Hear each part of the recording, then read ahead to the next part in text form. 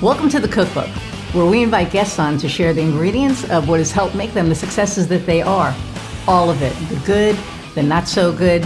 You're not going to find anything half-baked here. And our kitchen gets messy sometimes. That's when the fun starts. So come on and join us.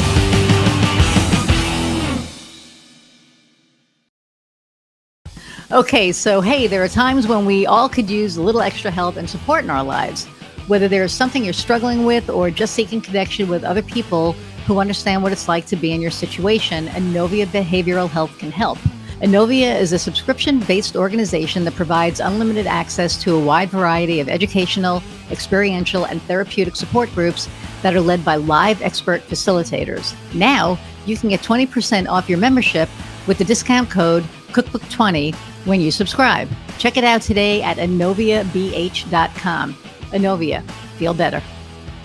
Hey everybody, and welcome to another episode of The Cookbook.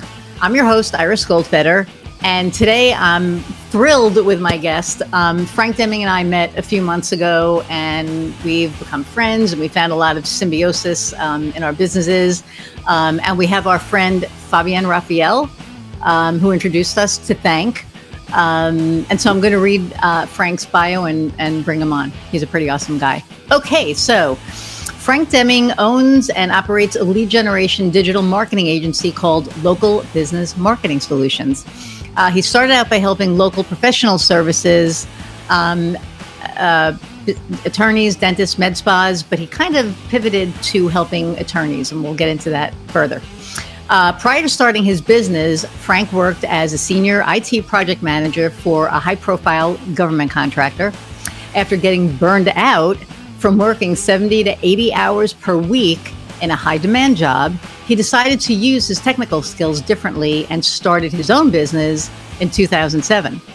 Success, however, did not come to Frank right away. After 5 years of struggle and complete disarray, he realized that he needed help, so he joined a well-known coaching program and aligned himself with other goal-seeking entrepreneurs who made him realize what errors he was making. See, don't use the word errors, that's negative, we'll talk about that. But to make him realize what errors he was making and identified his true passion, I know you're laughing, helping small business owners increase their net worth and live the life they want to live. So in 2012, after Frank figured out what his passion was, he was able to create a clear message that was captured by his ideal target audience and quickly grew his business from a one-man show to a virtual team of 10 people in an 18-month period. He is now generating over 20 highly targeted prospects on a monthly basis.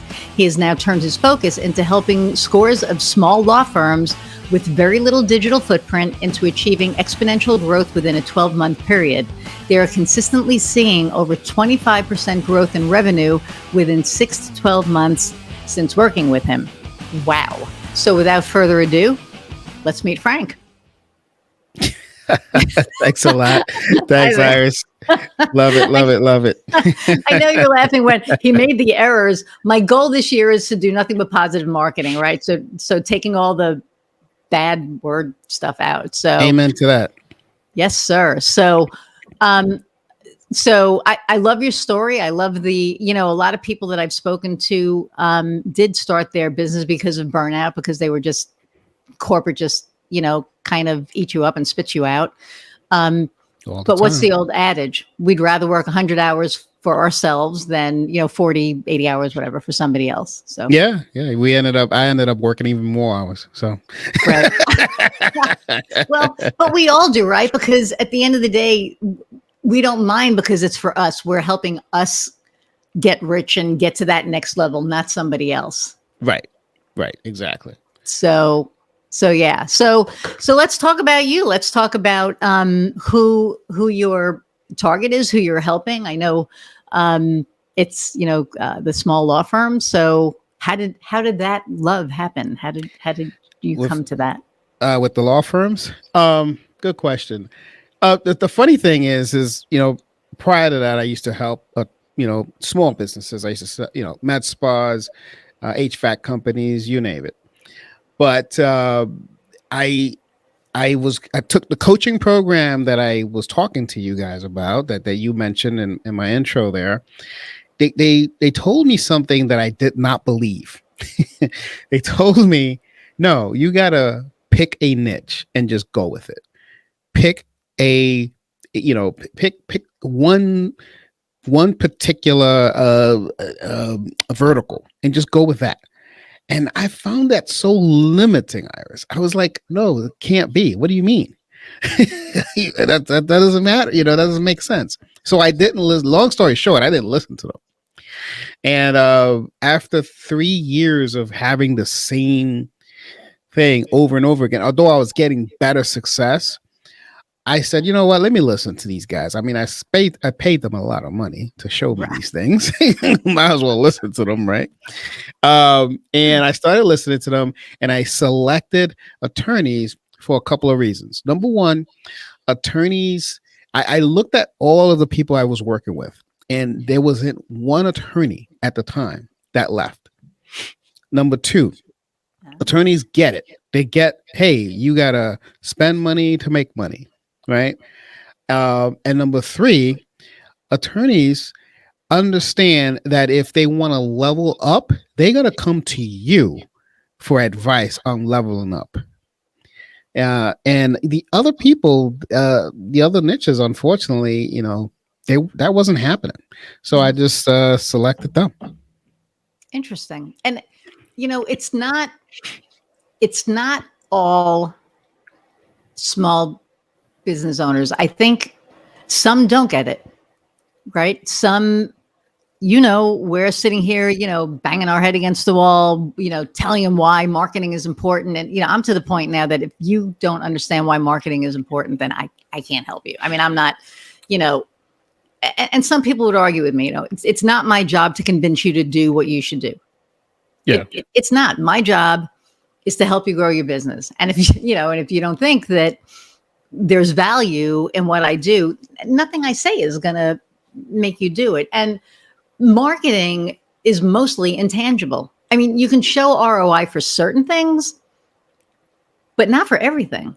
Correct. And I think that's where, people, hit that wall. It's like, well, I need to see it. And it's like, Mr. Customer, you're not going to get to see everything. You'll get to see some. Yep. But I can't show you every single thing that I'm doing and how it's intangible. So, the people that get it, and the people that don't. I was talking to somebody the other day about, marketing in a recession. And he was like, why would I spend money now? And I was like, why wouldn't you? That's the best time to spend money. Right. Because if your competitor is out there, and he's advertising and marketing and doing all this stuff in the recession, and you're not, who do you think people are going to be thinking about? Not you. Mm-hmm. Because you're not out there now. He is, or she is. They're out there, but you're not. So you're not an option. Exactly. And when you make yourself not an option, you're not an option. But there's something you said there earlier that I want to touch on. One of the things that the reason why I selected lead generation is because I want to show my client immediate ROI. I used to do a lot of SEO stuff, and that's what I used to lead in with. And SEO is great. I love SEO. It's one of the greatest things in marketing. However, it takes a while. Depending on your niche, obviously, and depending on location, it depends on a lot of different things, but location, niche, and all that stuff, it's going to take a while. And what was happening is people was getting frustrated. Right. So when I selected the whole lead generation paid ads avenue, and they get that instant gratification, and then you can tweak from there, that catapulted me. So, that way I can show them an ROI right away. When you're talking about paid advertising, yes, I guess I'm talking about organic, right? Yes. Because a lot of people don't want to pay for marketing and paid advertising. They don't get that correlation, and we need to talk about that offline. But the people that work with me, and it's everything I do is organic. We build the websites, we, do the traditional marketing piece. Do you hear that hum? Is that me? That could be me. Sorry. That's okay. I'm hearing things. So I'm You not got hearing good hearing. I actually, you know what? It depends on the level that it's on, Right. the tonality, I guess. High pitch, no. Low pitch, yeah. Mm. But I digress. Shocking. So, but when you build a website, when you try to help people with Google, and not even necessarily SEO, but their Google business profile, you know, one thing that people don't realize is that thing has to be optimized, Mm. and they don't. Man, I had a conversation with somebody, and they're like, "Well, I show up," but it's like, but you're not showing up because somebody Googled what you do. You showed up because they Googled who you are. They Yeah. Googled your name. But if Right. you Google what you do and those keywords and all of that stuff isn't in there, so that's like number one. And yeah, SEO takes a really long time. Social media, all of the organic stuff takes time. And if you want immediate results, you do want to do paid. But a lot of people don't want to do both. They don't want to fix their website and then have to do a paid ad. They don't want to maybe up their branding a little because their branding is stale and pay for paid ads. So that's what I run into. And I don't do paid ads. Well, I mean, I can't do paid ads until, like we talked about, next year.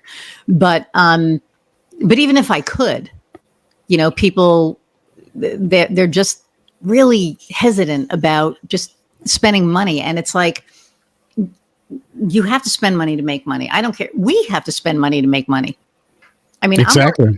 I'm working with me to market my agency because, I don't have time to do all the things that I want to do. As we're talking, my website was up on the left screen, and I guess somebody's working on it now because like everything it was weird. Everything was like white. Got you distracted, huh? It did. Squirrel. So okay. So you find your success with your ROI in paid advertising. Mm-hmm. So do you create the ads? Like, what do you do? Yeah, we create the ads. Once we, let's say you're an estate planning attorney, we do a research of the area they're in. We'll let them know. We fine tune the keywords that people are searching for. We have a mechanism and to show what was the activity, from, we can go as far as 18 months, but we normally go 6 months past. What were the highest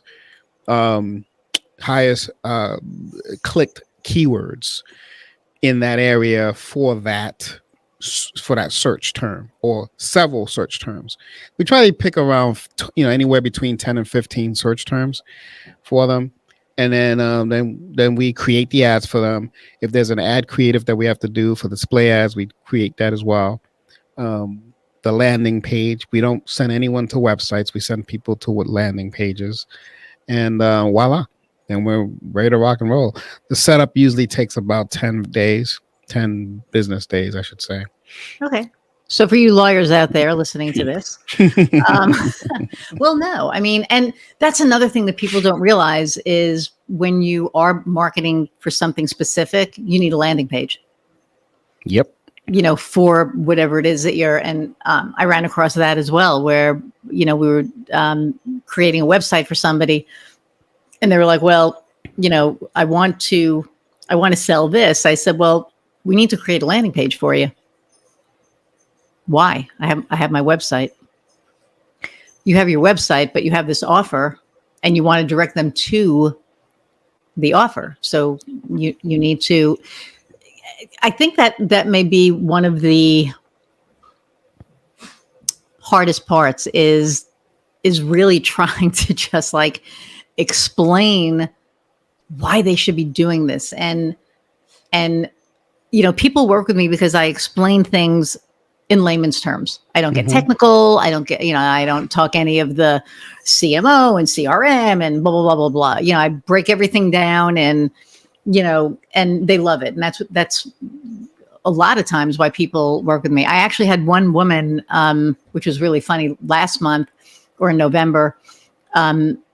We were meeting for the first time, and after like 15 minutes, she's like, "Oh, I can definitely work with you." And I said, "Oh," she goes, "You explain everything so easy. Like I understand everything that you're saying." She goes, I spoke to somebody else like last week, and everything was all the technical pieces." She goes, "And I don't care." And at the end of the day, it's like, I don't care how you make the omelet, just feed me. Yeah. Clarity is key. Yeah. Yeah. So I that's the part that I love, actually, not the convincing you to work with me. Like if I have to convince you to work with me, then I stop after a while. I'm like, next. Yeah. It gets old. Right. I mean, it's just kind of is what it is. So, I said in one of the other podcasts, it's like, and I won't say it exactly the way I said it, but it was like, if you don't get it and you don't get me, then you're not my people. You're not the right fit. So, and I mean, that's at the end of the day, not everybody's a good fit. Nope. For whatever reason. So, exactly. But so what made you decide to become an entrepreneur? I know that you got burnt out, but what was the minute that you were like, okay, I'm done? I'm going to give you the Reader's Digest version of it. You just dated otherwise, you just dated yourself, but okay. Yeah. Hey, I'm getting old. I have a birthday coming up in a couple of weeks. So anyway, the 22nd of January. Okay. But anyway, so the Reader's Digest version of it is this. So we back in 05, '06. In 06, 05 something else happened, but it's going to make the story too long. But 06, I was living in the DC area back then. And I was I wanted to come up to New York to visit family for Thanksgiving. And we were working on a government contract. I was working for a government contractor, excuse me. And I remember it was this huge project we were working on, and I was the lead project manager, had everything going. That Wednesday, I went home. I packed my bags, and my plan was to wait around 11 o'clock when traffic died down a little bit, and start driving up. I was telling my wife, we were going to go up, and so we did that. Around 8:30 at night, my phone rings, my cell phone rings, my job cell phone rings, and my boss calls me, says, "Frank, we need you to come in on Friday because the government changed the specs of the project we're working on, and it didn't change the deadline. So Friday, you got to come in." And I'm like, "You don't understand. I'm going to be in New York. I don't know. You're going to have to figure it out. We need you to come in." Wow. So long story short, I went up to New York, had Thanksgiving, and then, my wife and my children stayed up there. They were young back then. They stayed up there with my wife, and then I took the train back. And are you back? So yeah, something froze. Yeah. Okay. Go ahead. So then, what happened? So you took the train back. Right. So I did the whole thing, and I did what I had to do. But that was what catapulted me into saying, I've got to do something. And I took my skills and I applied it to what I do today. So I was building websites for the government. I was doing all of this stuff. So one thing I didn't say in my bio is that I started out just as a website developer and also a business coach for small businesses, so that they know how to do their own websites and their own marketing. Okay.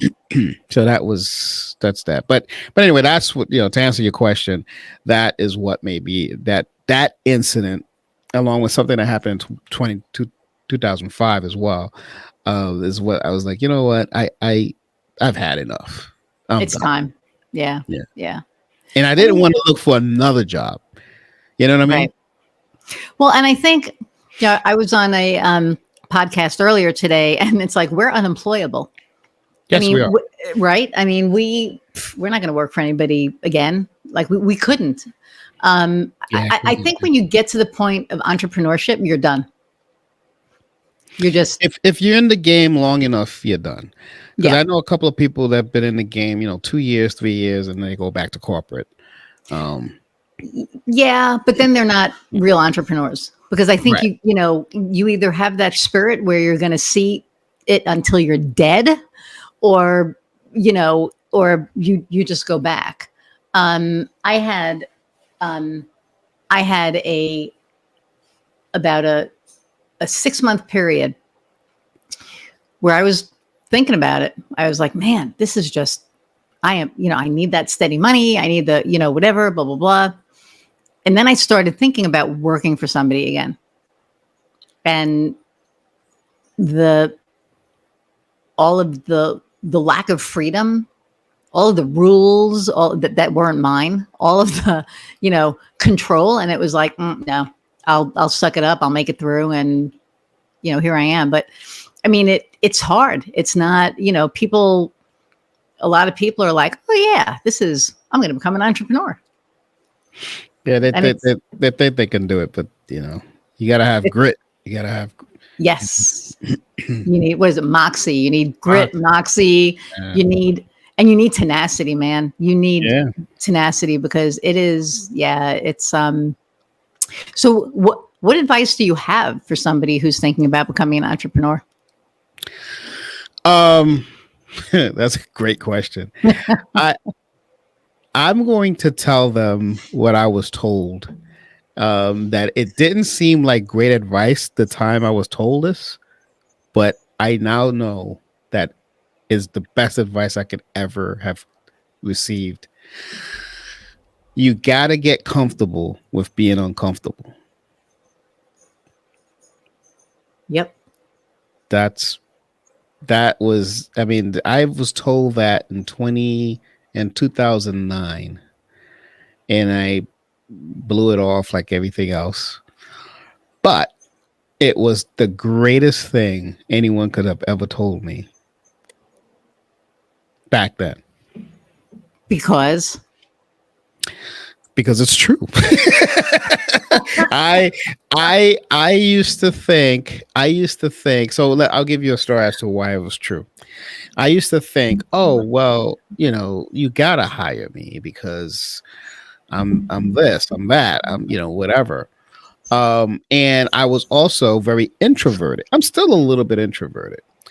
And I was not able to communicate clearly my message when I was going networking. And one of the things I hated was networking.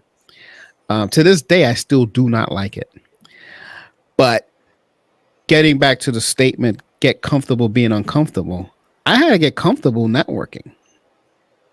I had to get comfortable asking questions, asking questions of a prospect that can get into the weeds of their business. mm-hmm. I had to get comfortable doing that so I can get to the problem, what they're having, so I know how to fix it. So that advice, get comfortable, being uncomfortable, was awesome. Interesting. And it is hard. And if you're not an extrovert, networking is a bitch. I mean, it is. It's, if you don't, I happen to be a little bit of an extrovert. I know that's probably shocking. Really? But yeah, but I wasn't always, and people laugh when I used to say that I used to be an introvert. They were like, whatever. I mean, I remember the days when I would walk into a room and I would sit in the corner until somebody would come and talk to me. Really? Oh, yeah. Well, it was all being insecure. Oh, so you really were introvert?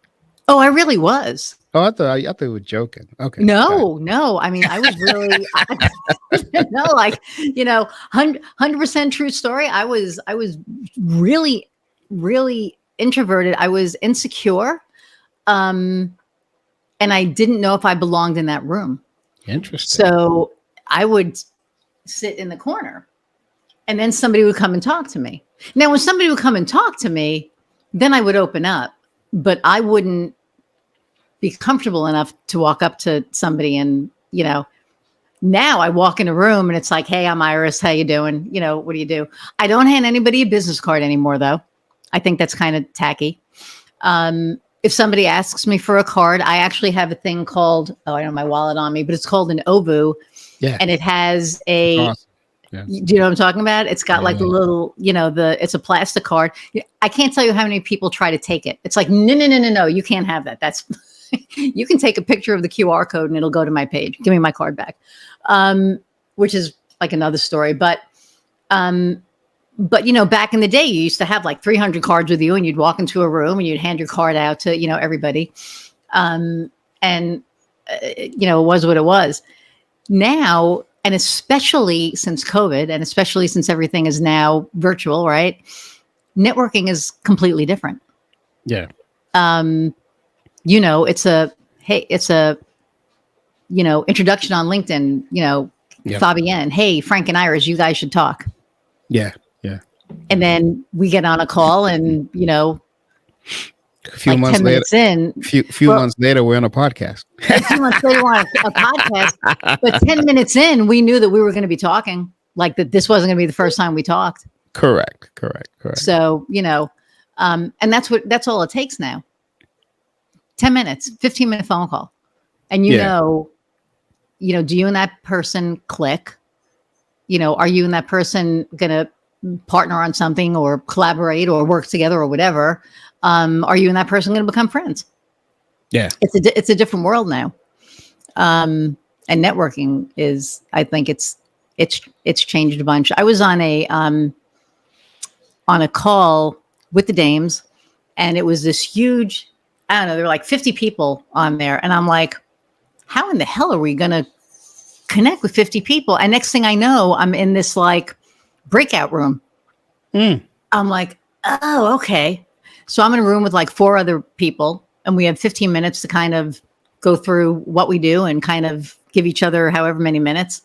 And I'm like, well, that's like speed dating almost. Speed dating, yeah. Right. And it was like a whole different thing, but it gave you enough of a window to be like, okay, I clicked with one person in this room or 2 people in this room. Right. So it's changed. It's changed a lot. Yeah, it has. So do you do networking now where you are or? It's funny. Since COVID, I have not been out networking. I'm part of BNI, which is a form of networking. Yeah, but I don't do like the chamber anymore. I used to do a lot of chamber events. What I'm doing now is going to a lot of law firm events and getting a table there. Smart. That's what I'm doing. Good. But networking, like just to go out and meet people, no. Are you in a virtual BNI chapter or? I'm in a virtual chapter. Yes. Okay. We just launched an in-person. We're actually going live, meeting in person for the first time next week. And I vowed I would never do it again. But I want to get back in front of people locally because I've been virtual for 3 years. Yeah. And I'm getting, I have national clients. I'm going to probably have an international client. No, I am going to have an international client next month. And it's actually crazy. Like if you would have told me 3 years ago that I would be doing what I'm doing, the way I'm doing it now, I'd be like, you're out of your mind. There's no way. But everything is just so different now. So the people that are out there that are seasoned entrepreneurs, they're like, they've been doing this for a while. Yeah. What are obstacles that you've overcome or an obstacle that you've overcome that they might be going through and you've come on the other side of it? So remember, I started my business in 2007. Right. You know what happened in 2008? Yep. And then, Well, but people listening might not. So why don't you touch on it for a minute? Okay, right. So, yeah, we had a market crash. The economy went to, you know what, and it was terrible. Every businesses was closing down. There was no quote unquote money out there. And yet I started this business. When I started the business a year earlier. And it was hard to get clients to part with their money. I'm not going to lie, but I had a system which I actually wrote a book on it. I don't know if you knew about my book, 7 Steps to Recession. I didn't know about your book. No. Yeah, I have a book called 7 Steps to Recession Proofing Your Business. The reason I wrote that book is because of how I survived 08. And everything was because of online. Because if you think about it, so just so full disclosure, the program I joined was a guy, I'm sure you know, was a guy named Dan Kennedy. Okay. So Dan Kennedy had everybody read a book called The Blue Ocean.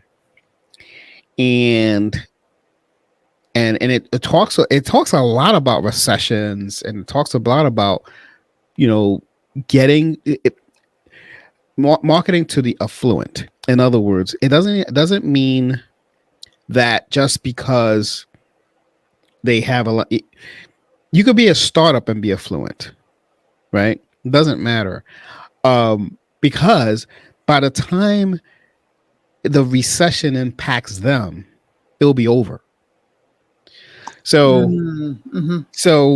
I came up with a strategy, and it's all in this book, of what to do for your business, whether you're an attorney or, at that time when I wrote that book, it was just for every business. It just wasn't attorneys, to make sure that when a recession hits, you're recession proofed. Interesting. So I would say advice to those entrepreneurs: read that book. It's on Amazon. Wow. Shameless plug. Okay. That's cheating, but all right. Oh my goodness. So, well, you said something happened in 2005 that was another catalyst, and we have time. What happened in 2005? So I used to work for, I didn't work for him. I was peers with this guy named Tom Yao. Never forget the guy. Great guy.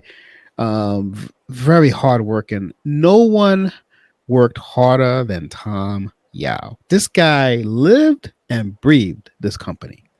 I mean, if there was a joke out there that said if they were to cut his vein, blood wouldn't come out. The logo would come out of his veins. Wow. That's how much this guy loved it. So I'll never forget, one day I was coming back. It was after 9/11. I was, one of the projects that I was working on, the project that really killed me, was the 9/11 project. I was the project manager that was in charge of distributing the all of these mechanisms to read your DNA when you go through, when people do the thing in the airports. So I did, there's a software. So the company that I used to work for wrote the software, and then L3 was the hardware piece. So we had, it's difficult to explain on this podcast, but it was a pretty intense project. So I was coming off of that project. Finally, it was 2005 now. And my boss put me on another project, because basically the rollout was going, they didn't need me anymore, because I was on the development side. I'm a technical geek. I love technology. I've been a programmer. Anyway, I digress. So we all do. Go ahead. So I was coming back from lunch this day, and because I felt like almost relieved, Iris. I was like relieved because I was working like 100. Forget 70, 80. I was working like 100 hours back when that 9/11 project was going on. Yeah. The TSA project, I should say, was going on. So, but then I was like, man, I'm back to like 60 hours. Woohoo! I'm happy. Right. So I went to lunch, coming back, and I see Tom Yao, who was working on another project, and he looks really sad. And Tom was a really, really happy-go-lucky guy. So I say, hey, Tom, why the long face? He goes, come to my office. Go to his office. He says, close the door. And he's like, Frank, I was just told I got 60 days to look for another job because they got nothing for me. Tom had been in the company for like 31, 32 years. And because that company, I don't want to mention the name, but that company used to have an internal database of where you can search for jobs. So basically they gave him the link from the search. And I was like, Tom, come on. You're the hardest working dude in this company. They're not going to let go of you, man. You'll find something. As soon as you put your name and they say, oh, Tom is looking for a job, you know how many offers you're going to get? Anyway, long story short, 60 days came and left, and he was gone. Wow. That opened up my eyes, Iris, like nobody's business. Oh yeah, because we're all dispensable, right? I mean, and I said, holy smokes. Wow. And I started it that sat with me because I still didn't know what I was going to do. Okay, so what am I going to do? Yeah. And then when that thing happened in the next year in Thanksgiving, I was like, I'm out. I don't know what I'm going to do, but I know it's not this. Wow. And that's jarring when you see a guy that's been with a company for like 30 something years and then they're like 32 years. 32 that's insane. Years. And he had the misfortune, unfortunately, of having, because he was an older gentleman. He was in his 60s, but mistakes happen. He had a 13-year-old. So it's not like, he was still raising kids. Wow. I was like, wow, Tom. I truly thought in my heart of hearts that he was going to find. I wasn't just blowing smoke. I was telling him because everyone loved Tom Yao. Everyone. But that's what happened in 2005. Wow. That's brutal. That's brutal. When 9/11 happened, I was working for a company and I was out in Glendale Heights and I was running the pretty much the customer service department. It was like operations. And 9/11 happened, and all of a sudden it was all hands on deck. And we were a cell site tower production company. So we made all the antennas and the cables and the connectors and all that. And I went from 40 hours, 45 hours a week to like whenever that phone rang, I had to get the warehouse manager in to get the stuff shipped out, to get, all the stuff going. And I got fired on my birthday. In 2002, on my birthday. Oh yeah. I said to my boss, I was like, happy fucking birthday, chief. Cause I used to call her chief. Wow. It was the company I worked for was French owned. And I'm not even sure to this day, like why, because they said it wasn't performance, that it was, I think that they just started. And then next thing I know, they're closing all of the warehouses around the country, like any of the smaller. And then, it was kind of crazy. That was one thing that kind of opened my eyes. And then, and that was in 2002. And I wasn't anywhere ready to think of beginning to be my own boss or start a company or anything like that. But I do remember that the next job that the next company that I was with, like people were really indispensable. And I started watching it going, that's interesting. Yeah. And then, you start seeing that nobody is, it's almost like nobody's safe. No. And I think it's actually worse now, Iris, if you think about it. Well, yeah, because now people are there's like the great resignation that's happening, right? Because people are realizing that they're not safe or they're realizing their value. And if they're, we're going to hear barking in a minute. Right, actually, let's pause this for 2 seconds because they're about to go crazy. And I just want to, hang on. Sorry. But anyway, but yeah, so with the Great Resignation, people were starting to see that they were starting to see their value, but their employers weren't. Right. And Right. so they would leave, once. And then the other thing was toxic leaders. Mm-hmm. And that's a big thing. I mean, a lot of It's people, huge. and now, so I'm working with a lot of coaches now, and the coaches are coaching the leaders, to get them out of that. The ones that recognize that they have an issue. There are some that are like, I don't have a problem. I don't have a problem. And then all of a sudden, they don't have a job. And they don't realize that they don't have a job because they don't realize they have a problem. And it's huge. And, I mean, I can't tell you the amount of toxic leaders that I worked for. But their bosses didn't realize they were toxic leaders. So what does that say about them? They were getting the shit done. They were getting the numbers in. It didn't matter. Yeah. Right? Now it matters. Well, not to get on a rant here, but a lot of things, what's happening is social media. Social media is exposing a lot of things. And, I mean, people are catching on to it now, and they're stopping this. They're not posting as much as freely as before. But social media is really exposing some of these toxic people. Oh, yeah. So that's my take on it. But I think it's a good thing. Oh, because yeah. I think it gives people their power back where they didn't think they had their power back. So I was talking to somebody who is a Gen Xer, which is like kind of funny. And, because I'm in that boomer area. But I'm not the typical boomer. So what's that saying that they say, whatever it is, shut up boomer or whatever.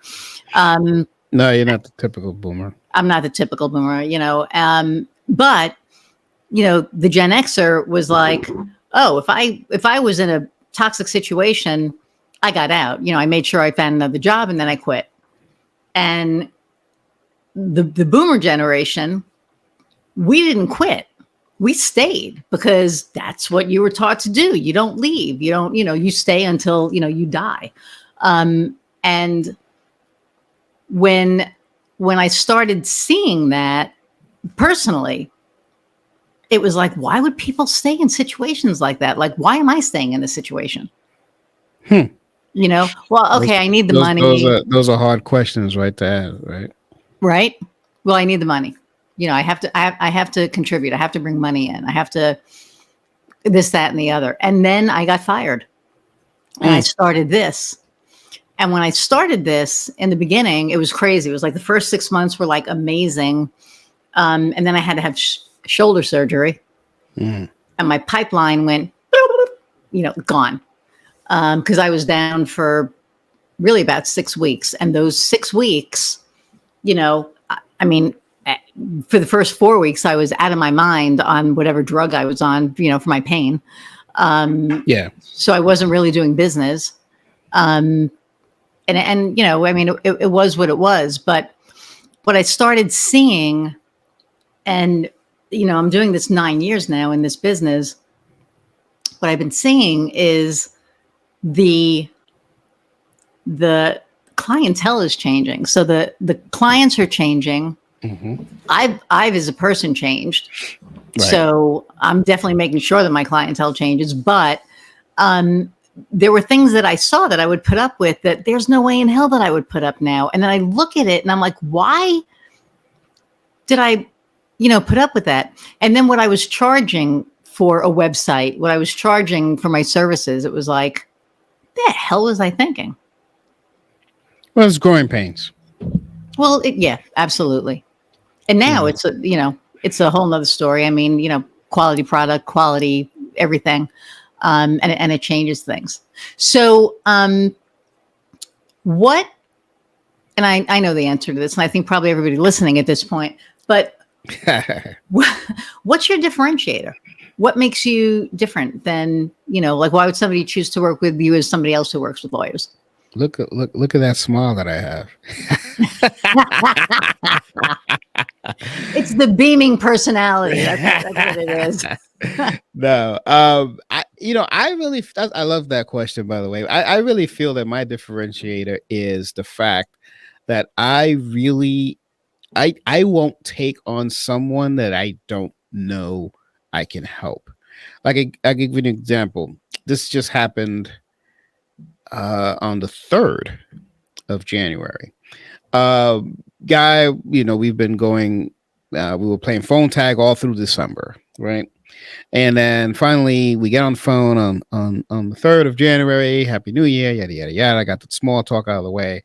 And his website was, he did estate planning, he did probate and all that kind of stuff. And I am well versed in that. I did all of the research. I knew exactly how to help this guy. However, I get on the phone with this guy and he wants to go a total different direction. He wants to do something with corporate law. He wants to do this, and he was doing something that was totally nothing, something a little off.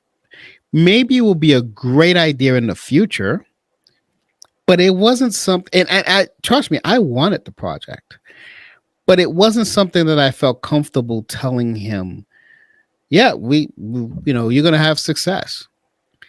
And I think, going back to your question, I think it's honesty that I have that differentiates me. Now, I would have loved to take his money. It was a huge project, but if I can't sleep at night, I can't take this project. So that's just something that came up because I was so recent that I wanted to at least bring that up. Another thing is that I have specific verticals. Specific funnels for each vertical that I know is going to work for each vertical. It works time and time again. I don't care what state you're in, what city you're in, what town you're in, what county you're in.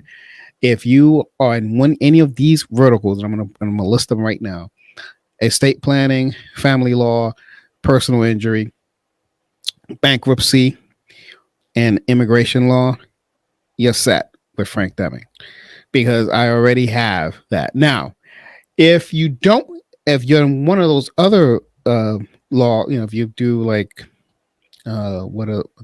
tax law, for instance, if you're willing to work with me as a professional marketer and know that I will figure this out, then yeah, let's go on. But I would have that disclaimer. But I won't give you because I usually give people a guarantee you're going to get at least 25%. Of it.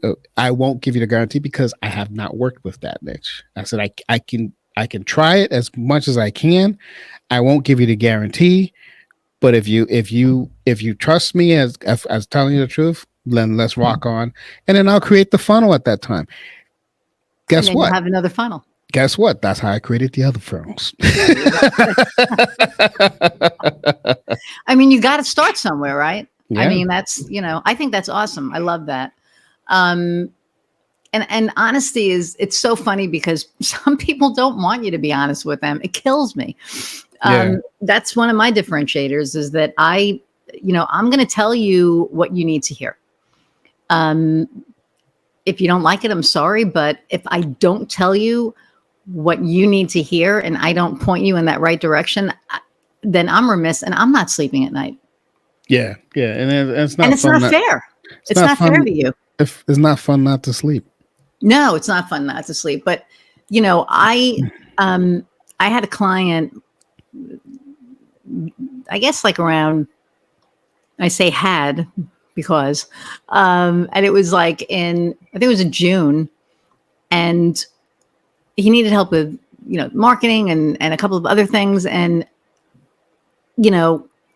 what he was doing wasn't working. Obviously, that's why, he was talking to me. It wasn't working. Mm-hmm. And I told him why it wasn't working. Right. And he didn't like that. Oh, really? Oh, he didn't like it. What do you mean? Are you saying I don't know what I'm doing? Hmm. Why do you want to work with me? If you know what you're doing, why do you need me?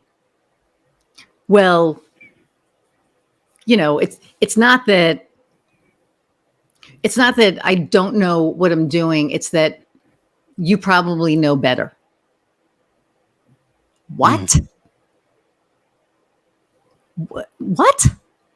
So I said, so you know what you're doing, but I know better, and that's why you want to work with me.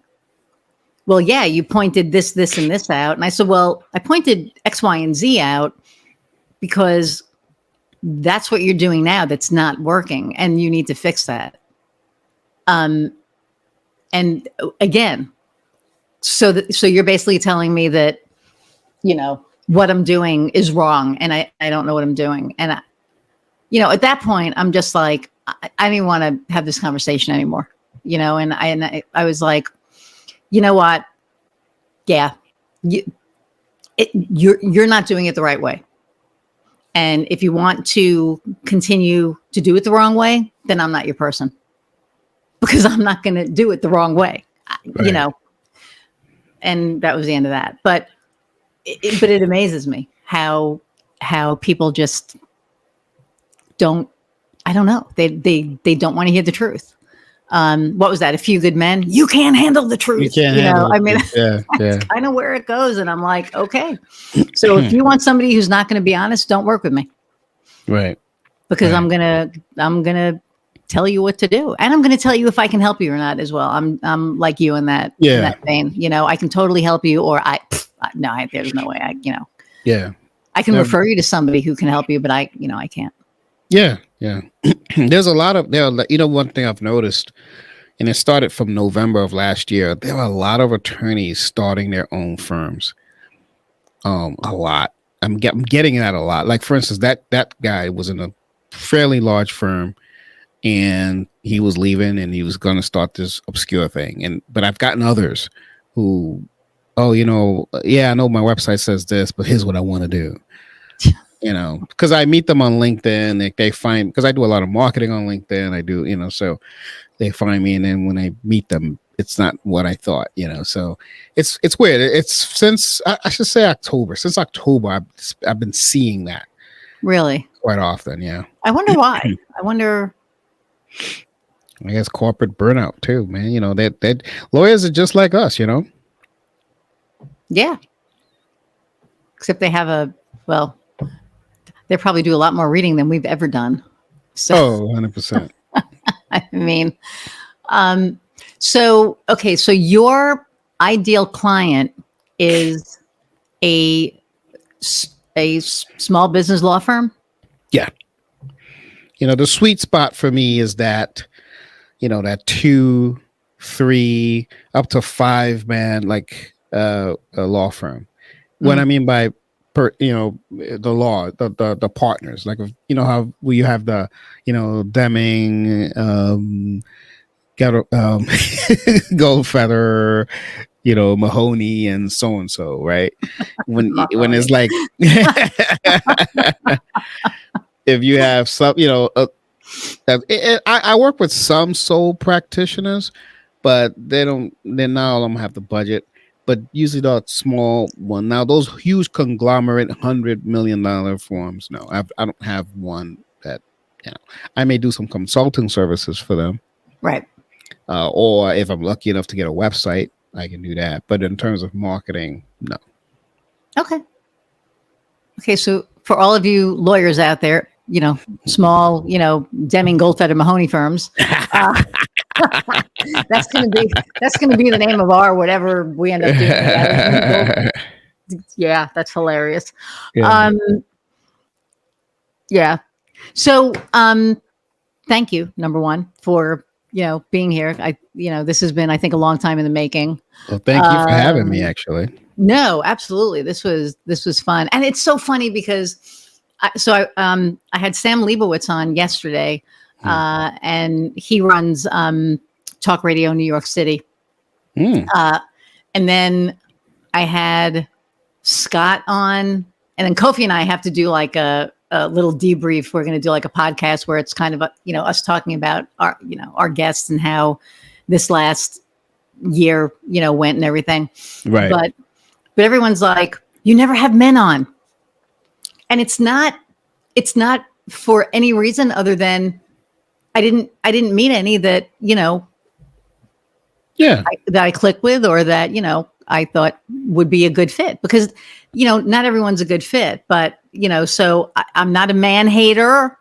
I love guys. I know I have a wife, but I still, love guys. And I'm glad, that we met, months ago. And I think, like I said earlier, we have a little bit of a symbiosis going, and we'll, talk about that. But yeah, we'll keep that going. Yes. Well, yeah, absolutely. But so thank you so much for taking the time. And then the last question, that I ask all my guests. Yes, the hot seat. No, it's simple. It's what lights your fire. What are you passionate about? And what lights my fire? Yep. Yeah. And it could be professional, personal. It doesn't matter. It's what lights you up. What are you passionate about? It's so funny you said that, because I do a lot of the stuff I do because I love to travel. Getting, like, for instance, my girlfriend and I were just talking about, our plans for this year. So, I mean, we know we're going to Jamaica in April. We may go to Greece sometime in, maybe September, October. But what else is going on? So that motivates me to go out there and find more attorneys that I can help. There you go. To then get to go to Greece, or get to go to, wherever place we select. Can you work with a lawyer in Greece? Maybe I can. There you go. So maybe that's what lights my fire. All right. Travel. So being able to travel. I got to tell you, it was so funny. Speaking of travel, this is a funny story, and then I'll let you go. In COVID, I didn't realize, to be honest with you, Iris, how much I love / miss travel, right? Until it was taken away from me. Mm-hmm. And it was like, it was this huge joke that I had, and my girlfriend says, like, don't ever say that in public. And I'm about to say it in public. But anyway,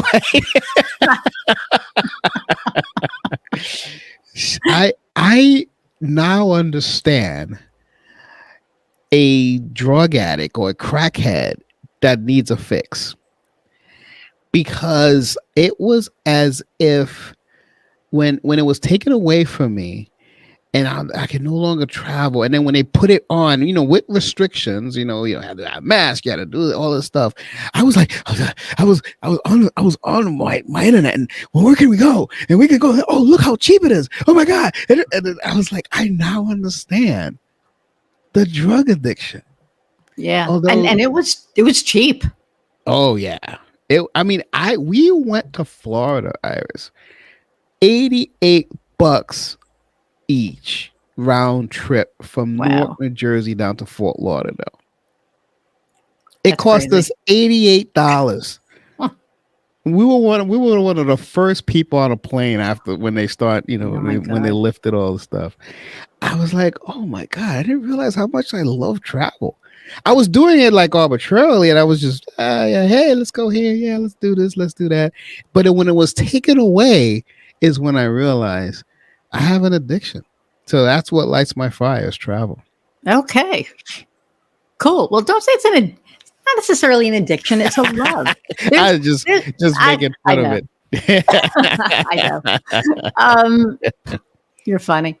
Well, and we need to talk in the next week or so anyway, so we'll get that on the books. But so thank you. And thank you for sharing your addiction / what lights your fire. And for everybody out there, thank you so much, for hanging in there. And you know what? I mean, let me know what you think about our what we're doing, our guests, what are the things that you love about each guest that we have on. Let us know in the comments. Share, like, subscribe. If there's something here that, you think somebody that may be interested in, share it. Don't be shy, because we want to get out there. And yeah, so thank you for being here. And until next time, go out and find what lights your fire. See you soon.